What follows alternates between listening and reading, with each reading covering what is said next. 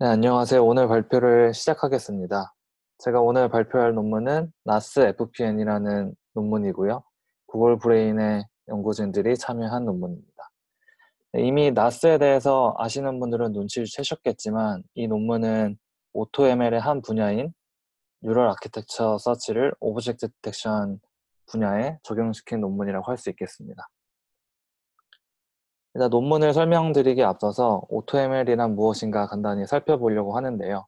AutoML은 말 그대로 머신러닝에 필요한 일부 작업을 자동화하는 것을 의미합니다. 사실 머신러닝에는 문제를 해결하기 위해서 되게 여러 가지 단계가 있는데요. 모델 설계부터 데이터 전처리, 하이퍼 파라미터 튜닝, 그리고 옵티마이저 설계 같은 것들이 있습니다. 저희가 많이 듣고 최근에 관심을 가지고 있는 분야는 모델 설계 분야인데요. 최근에는 옵티마이저 설계나 데이터 전처리에도 AutoML 분야가 적용되는 것으로 알고 있습니다. 네, 지금까지 PICB에서 다룬 AutoML들인데요. 간단히 살펴보고 넘어가겠습니다. 일단 첫 번째로 볼 논문은 이제 뉴럴 아키텍처 서치인데요.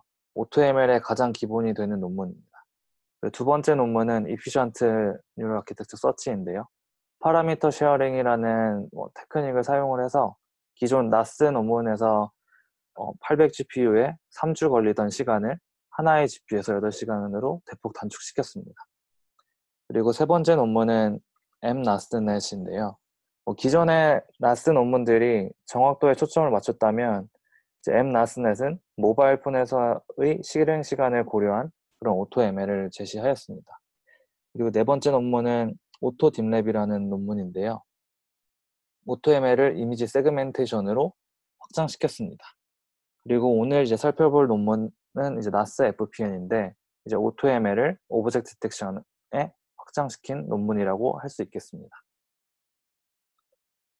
네, 일단 제가 이 논문이 AutoML을 오브젝트 디텍션에 확장시켰다고 했는데 그럼 오브젝트 디텍션은 무엇이냐라고 이제 간단히 살펴볼 것인데요. 이제 오브젝트 디텍션에는 큰 두 줄기가 있습니다. 다들 아시겠지만 원 스테이지 방식이라고 해서 SSD와 욜로 시리즈들이 있고요. 이제 오른쪽 그림에서 이제 확인을 하실 수가 있고, 이제 투 스테이지 메소드라고 해서 이제 RCNN류의 페스터 RCNN, 마스크 RCNN 같은 알고리즘들이 있습니다. 이제 오른쪽 아래에서 그림을 확인하실 수가 있습니다. 아마 다들 머신러닝을, 딥러닝을 공부하신 분들이라면 이런 비슷한 그림들을 어디선가 보셨을 거라고 생각이 들어요. 네, OD의 큰 줄줄기가 이제 원 스테이지 메소드, 투 스테이지 메소드가 있는데 또 여기서 하나 더 주목해 볼 것은 이제 피처 피라미드 풀링이라는 것이 있습니다. 피처 피라미드 네트워크라는 것이 있습니다. 오타가 났네요. 일단 이 FPN의 아이디어는 일단 기존에 있던 논문들은 이제 각 피처에서 그러니까 최종 피처에서 이제 한 번에 이제 프레딕션을 했다면 이 논문은 여러 피처 맵에서 예측을 하는데요. 이제 그것을 단순히 각 층에서 이제 예측을 하는 것이 아니라 그 피처 맵들을 적절히 섞어서 이제 예측을 했다는 점에서 정확도도 높일 수 있고, 일단 이런 A 그림 같은 것보다 속도도 더 높일 수 있었다고 합니다. 네, 그래서 이 논문은 다시 간단하게 정리를 하면 오브젝트 디텍션에 AutoML을 적용한 것인데요. 정확히는 이제 FPN 모듈에 AutoML을 적용한 논문입니다. 이 저자들이 얘기하기로는 이제 저자들이 제안한 테스트한 논문 중에 이제 레티나넷이라는 것이 있는데 이 레티나넷에서는 이 FPN을 어떻게 설계하는지에 따라서 이제 정확도가 큰 차이가 났다고 하고요. 이것을 이제 사람이 디자인하는 것이 아니라 AutoML을 이용해서 디자인하는 것을 이제 목표로 삼았다고 합니다.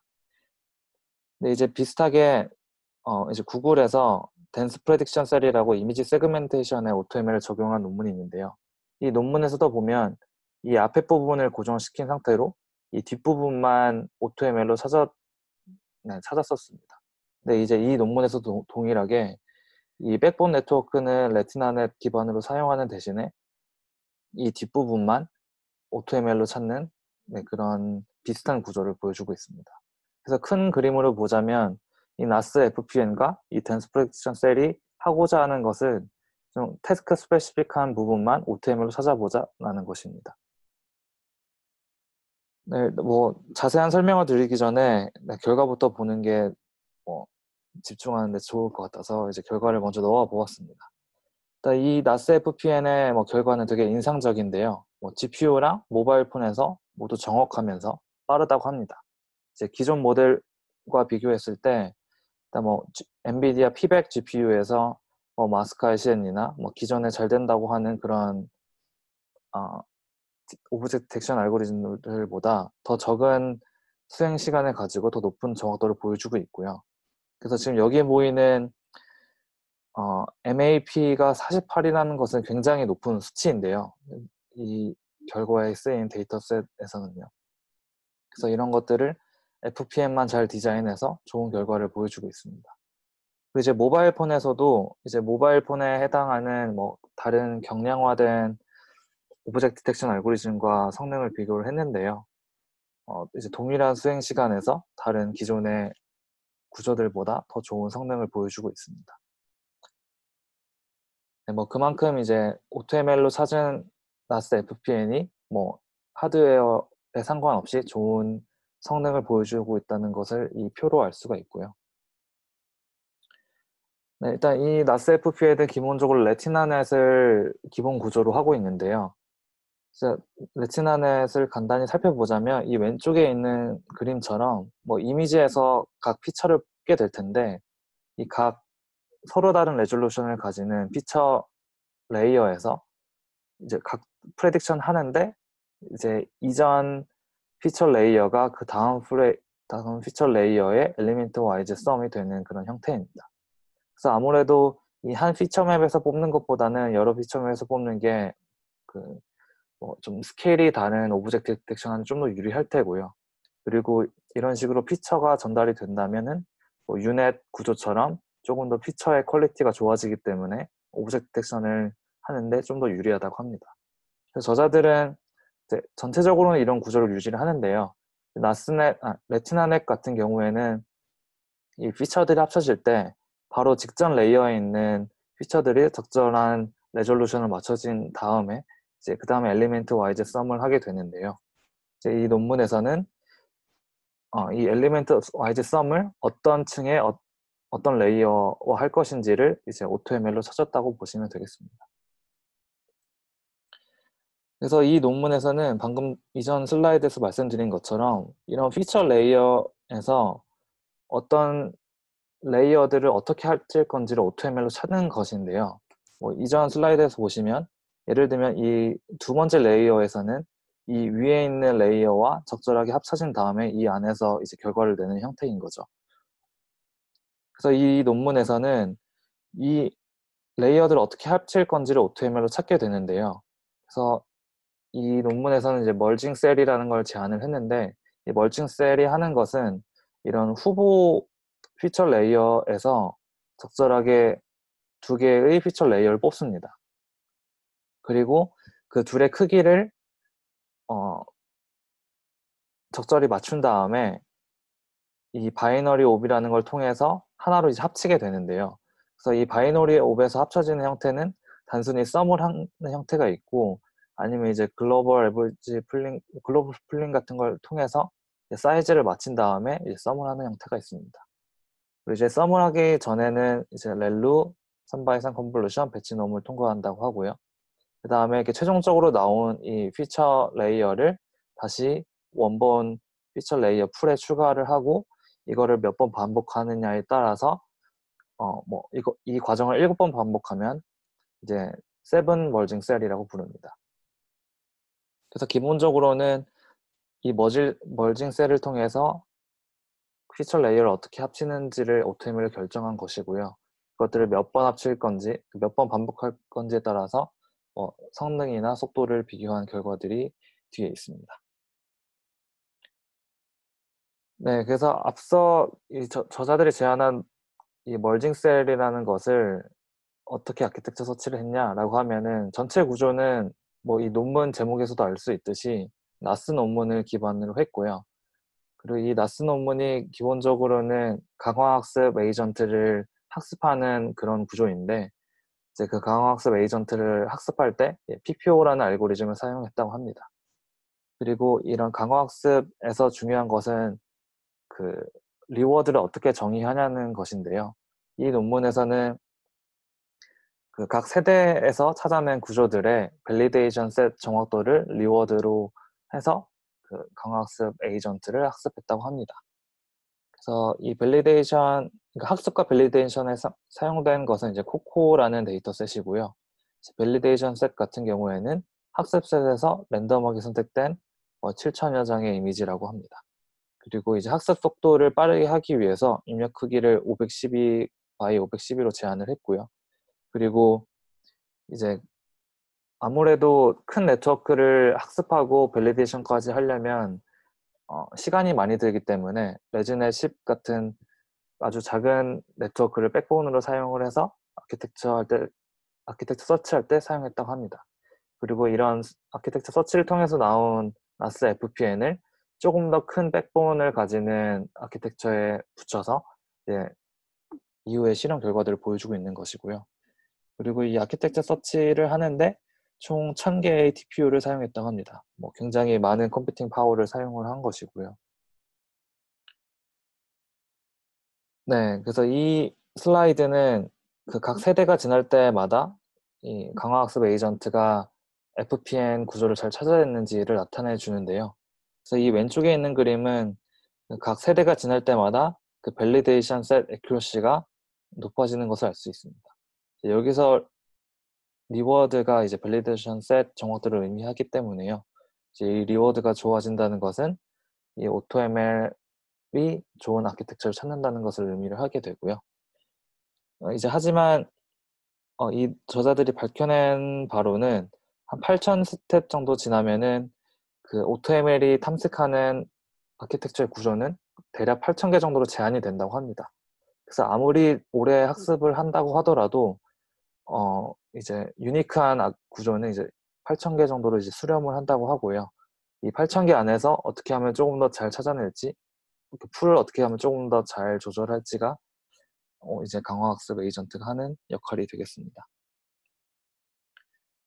네, 그리고 다음 결과는 이 AutoML, 나스 FPN이 찾아낸 최종적인 그 FPN 구조인데요.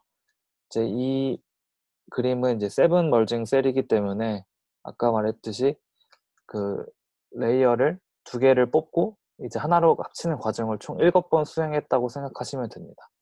그래서 잘 보시면은 첫 번째 수행을 할 때는 이제 P5랑 P4를 두 개를 선택을 해서 이제 P4와 동일한 스케일을 가지는 어떤 바이너리 옵이 수행이 된 거고요. 이제 그 다음 스텝에서는 P4와 P3를 적절한 바이너리 옵을 선택을 해서 이제 하나로 합쳐진 형태인 거고, 이런 식으로 총 7번 수행을 해서 이제 7번 이제 수행을 하게 되는데, 이제 각각 서로 다른 스케일을 가지는 총 5개의 피처들이 있어요. 그래서 보시면 이 단계에서 이제 하나가 나오는 것이고, 여기서 이제 조금 더 큰 스케일, 이제 그 다음으로 큰 스케일 해서 이제 총 5개의 스케일이 있는데, 이제 레티나넷과 이제 비슷하게 이 각 스케일에 해당하는 곳에서 각각의 이제 프레딕션을 하고, 각 피처 레이어에서 나오는 프레딕션 결과를 가지고 이제 로스 펑션을 정의하게 됩니다. 네, 이제 그 다음에 이 결과는 각 피처 레이어가 어떻게 연결됐는지를 보여주는데요. 그래서 보시면은 이제 이 A에 해당하는 것이 이제 기존의 FPN 형태인 거고요. 그래서 조금 더 작은 레졸루션을 가지는 것부터 총 큰 레졸루션을 가지는 것까지, 네, 좀 큰 레졸루션을 가진 것까지 이렇게 될 텐데, 기존의 FPN은 바로 이전 레이어와 이제 스케일을 맞춘 다음에 바로 더해진 형태인 거고요. 이제 나머지 B, C, D, E, F는 이제 AutoML이 각 단계마다 어떤 아키텍처를 찾았는지에 대한 것인데, 이 AP가 낮다는 것은 이제 AP가 정확도를 의미를 하는데요. 그래서 AP가 낮다는 것은 아무래도 초기에 찾아진 아키텍처인 것이고, 그리고 AP가 높다는 것은 조금 더 낮은, 좀 더 이후 세대에서 등장한 아키텍처입니다. 그래서 이 저자들이 해석하기로는 이제 초반에는 그러니까 액큐러시가 낮은 상황에서는 이 아키텍처 서치하는 부분이 이제 하이 레졸루션을 많이 사용하는 그런 형태를 보였다고 하고요. 그래서 보시면은 전반적으로 이 위쪽에서 뭔가 커넥션이 나가는 것을 볼 수가 있습니다. 근데 이제 이렇게 선택되는 이유는 이제 작은 오브젝트 디텍션을 하기 위해서 이런 식으로 많이 됐다고 해석을 하고 있고요. 그리고 이제 후반부에 갈수록 이제 재활용되는 셀이 많아진다라고 해석을 했는데, 어느 정도 뒤로 갈수록 그 아키텍처 서치가 어느 정도 수렴을 하기 때문에 이전 세대에서 찾았던 좋은 셀들을 자꾸 재활용하는 그런 형태를 보여줬다고 하고, 뭐 이전 세대들보다 조금 정리된 그런 레이어를 볼 수 있습니다. 그리고 한 가지 더 해석을 한 것은 이제 기존의 FPN 같은 경우에는 대부분 탑다운 방식이었다고 해요. 뭐 다른 논문들 같은 경우에 뭐 바텀업만 사용한 경우도 있었지만 FPN 같은 경우에는 거의 탑다운이었는데, 이제 이 최종적으로 찾아낸 이 아키텍처는 탑다운과 바텀업을 골고루 사용했다라고 얘기를 하고 있습니다. 그래서 화살표가 아래로 향하는 것을 이제 탑다운이라고 볼 수 있고요. 이제 위로 향하는 것은 이제 바텀업이 사용됐다고 볼 수 있습니다. 그래서 이 논문의 저자들이 얘기하기로는 이런 FPN을 설계할 때 단순히 어떤 한쪽 방향으로 디자인하는 것보다는 이제 적절하게 섞는 것이 정확도를 올리는 데 더 의미가 있다라고 얘기를 하고 있습니다. 네, 그 다음에 결과는 이 FPN을 쌓는 횟수에 따라서 결과를 비교한 것인데요. 일단 기존 FPN 같은 경우에는 FPN을 더 많이 수행한다고 하더라도 정확도가 좋아지지 않는데, 일단 나스로 찾아내는 FPN을 많이 쌓을수록 성능이 좋아지는 결과를 보였다고 합니다. 그래서 저자들이 주장하기로는 이 FPN, 오토ML이 FPN을 쌓는 방법을 배웠기 때문에 그 아키텍처 서치를 할 때는 이 3번만 쌓는 것으로 배우게 한 건데요. 그리고 이제 실험을 할 때 일단 강제로 뭐 5번을 쌓고 7번을 쌓게끔 실험을 한 것인데, 이제 3번만 쌓는 것으로 배웠지만 어쨌든 더 많이 쌓는 것에 대해서도 배운 게 아닐까라고 해석을 하고 있습니다. 그리고 뭐 서로 다른 백본 아키텍처를 가지는 상황에서도 나스 FPN을 적용했을 때 많이 쌓을수록 정확도가 좋아지는 경향성을 보였다고 하고요. 다만 이제 나스 FPN에 들어가는 그 피처의 디멘션을 키웠을 때는 이제 큰 효과가 없었다고 하는데, 그래서 이 그림을 보시면은 256, 채널을 256개 가지는 FPN을 많이 쌓았을 때와 채널을 384 가지는 것을 3개만 쌓았을 때만 비교를 하더라도 거의 동일한 액큐러시인데 이제 계산량이 훨씬 많죠. 그렇기 때문에 이제 피처 디멘전을 단순히 늘리는 것은 이제 FPN에 큰 영향을 주지 않는다라고 해석하고 있습니다. 이제 그 다음으로는 나스 FPN을 뭐 다양한 환경에서 뭐 정확도와 속도를 비교를 했는데요. 뭐 이 그래프를 한마디로 정리하자면은 뭐 가성비가 좋다고 할 수 있겠습니다. 그래서 보시면은 이제 나스 FPN을 사용한 부분이 이런 초록색 부분인데요. 뭐 기존에 있던 뭐 다른 논문들에 비해서 뭐 인퍼런스 속도나 아니면 실제 멀티플리케이션 횟수가 동일한 상황에서 이제 나스 FPN이 월등히 좋은 성능을 보여주고 있습니다. 그리고 이제 파라미터 측면에서도 조금 더 적은 것을 이제 뭐 확인을 할 수가 있습니다. 그리고 네, 뭐 다른 좀 경량화된 모델이랑 비교했을 때도 이제 비슷한 경향성을 보여주고 있습니다. 그래서 뭐 동일한 뭐 속도나 뭐 그런 계산량이라면은 이제 나스 FPN을 쓰는 것이 좋다라고 얘기를 하고 있습니다. 네, 그리고 다음은 뭐 앞에서 나왔던 그런 그래프들을 이제 표로 정리한 것인데요. 뭐 사실 네, 뭐 이 표를 자세히 볼 필요는 없을 것 같은데, 일단 이 표에서 얘기하고자 하는 것은 이제 동일한 뭐 계산량이나 동일한 뭐 인퍼런스 타임을 가졌을 때 기존 모델들보다 좋은 정확도를 보인다라는 것을 뭐 확인을 할 수가 있습니다. 네, 그리고 저자들이 이제 드랍블럭이라는 뭐 기존에 있던 테크닉을 나스 FPN에 추가했을 때 성능이 어떻게 변하는지를 이제 비교를 했는데요. 이렇게 그냥 점으로 표시된 것이 그냥 기존의 나스 FPN인 것이고, 이렇게 좀 사각형으로 표시된 것이 이제 드랍블럭을 추가한 것인데요.